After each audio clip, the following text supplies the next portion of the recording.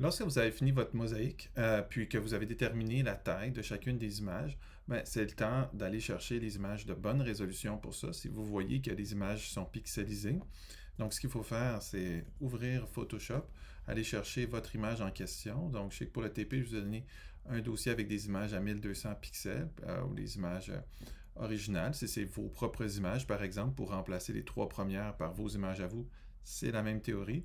On les ouvre dans Photoshop, on estime le nombre de pixels dont on a besoin en partant de l'idée que notre écran fait 1280 pixels de large, notre clientèle cible. Donc si elle fait 1280 pixels de large, notre écran, ça veut dire que pour faire toute la largeur, donc si j'ai une image qui prend les trois colonnes, j'aurais besoin de 900 pixels minimum parce qu'on exclut les marges pour ça.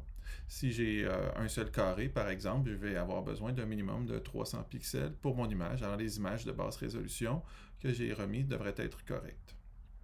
Alors par exemple, je vais m'occuper de cette image-ci. Tiens, imaginons qu'elle fait toute la largeur. Donc je vais aller dans Photoshop, je vais aller dans Image, taille de l'image, et je vais juste aller changer le nombre de pixels de largeur dont j'ai besoin.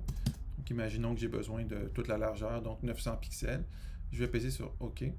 Et après ça, ce que je vais faire, c'est que je vais exporter cette image-là au format PSD. Donc, exportation rapide au format PSD. Il y a bien d'autres manières d'exporter des images, mais allons-y de manière là, facile. Et puis, après ça, je vais mettre ça dans mon dossier d'images. Je vais essayer de les mettre directement à la racine, puis je vais leur donner un nom significatif. Alors, par exemple, ici, image 1, soupe. Pas d'espace, pas de caractères spéciaux dans le titre des images. Si je veux mettre un espace, je mets un underscore. Comme ça, j'enregistre ici.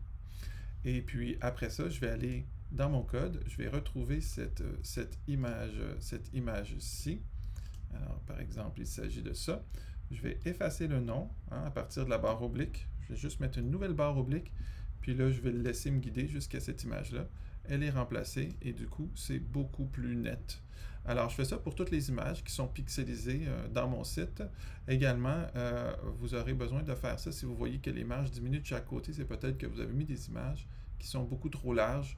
Donc, vous devez les ouvrir dans Photoshop, puis les exporter à la bonne taille.